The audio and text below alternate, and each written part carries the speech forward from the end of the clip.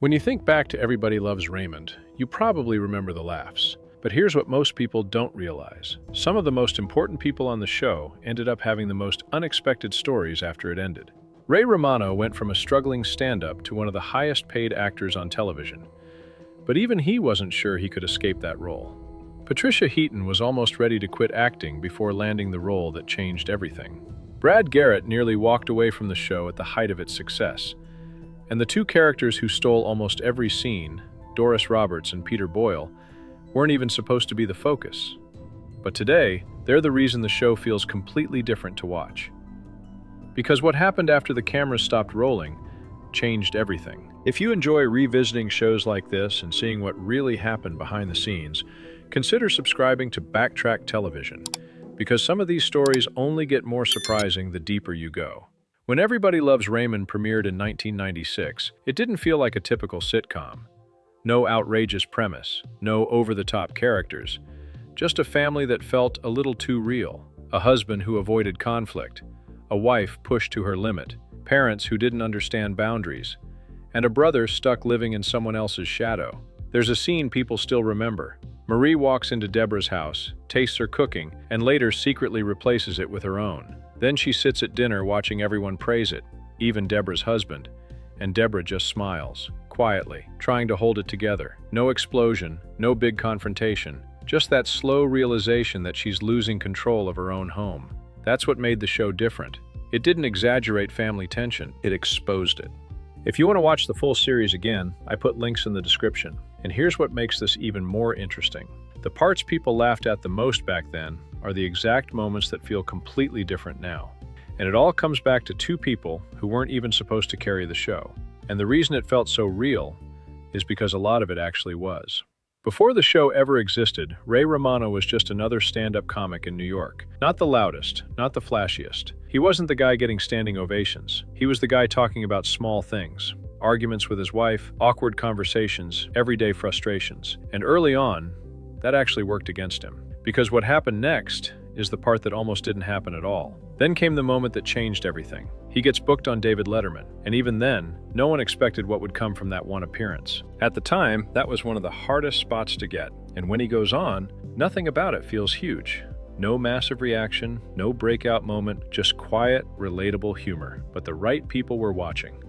And they didn't just see a comedian, they saw a life, a character, a world people would recognize. And that one appearance turned into a development deal, which became a show built entirely around his real life, which also meant something unusual for a sitcom. A lot of the arguments weren't written to be funny, they were written because they actually happened. Let's start with someone whose story most viewers never noticed. Monica Horan, Amy. The one person who could walk into that family and somehow survive it.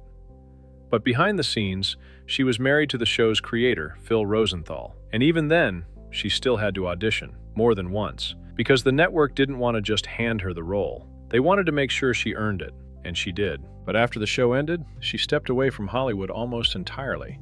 No big career push, no spotlight chasing, just a quiet life. But what was happening behind the scenes wasn't always that calm. Garrett had been chasing success for years, winning Star Search, doing stand-up, getting close, but never quite breaking through, until Robert. But what happened behind the scenes almost changed the entire show. As the show became a hit, Ray's salary skyrocketed, but Brad's didn't keep pace. And eventually, that frustration turned into action. He stopped showing up, and for a moment, it looked like the show might not survive it. Because on a sitcom, timing, rhythm, and chemistry are everything. That moment could have broken everything. But instead, the cast backed him. They supported him, because they understood something deeper. This wasn't just a job anymore, it was their identity. And that identity hit differently for someone else. Before Patricia Heaton became Deborah, she was struggling. Years of small roles, pilots that didn't go anywhere, and at one point, she seriously considered walking away from acting altogether. Then she landed this role, and this is where her story takes a turn most people don't expect.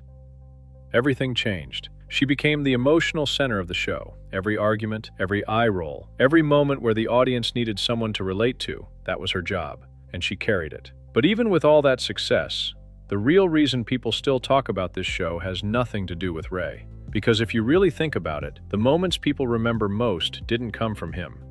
They came from across the street. At this point, it looked like everything had worked out. Successful careers, a show that ended at the right time, a cast that stayed respected. But what happened after the show ended is the part that changed everything. Doris Roberts didn't play Marie as a joke. She played her as someone who genuinely believed she was helping, which somehow made everything worse. The guilt, the control, the constant presence. It felt real, because for a lot of people, it was. And then there was Peter Boyle, frank, blunt, unfiltered, the kind of person who says something completely inappropriate and then just sits there like nothing happened. There's a moment at the dinner table where he drops a brutally honest comment, and everyone freezes. No laugh track moment, just silence. And that silence is what made the show different. Together, Marie and Frank weren't just funny. They were recognizable. They felt like people you knew. And that's exactly why what happened next hit so much harder than anyone expected. And then, something happened that changed everything. Not in the show, in real life. Just 1 year after the series ended, Peter Boyle passed away. And suddenly, those scenes felt different. Because now, you weren't just watching Frank. You were watching someone you knew was gone. And then in 2016, Doris Roberts passed away. And that shift became permanent. Because now, those moments between them weren't just funny anymore. They were final.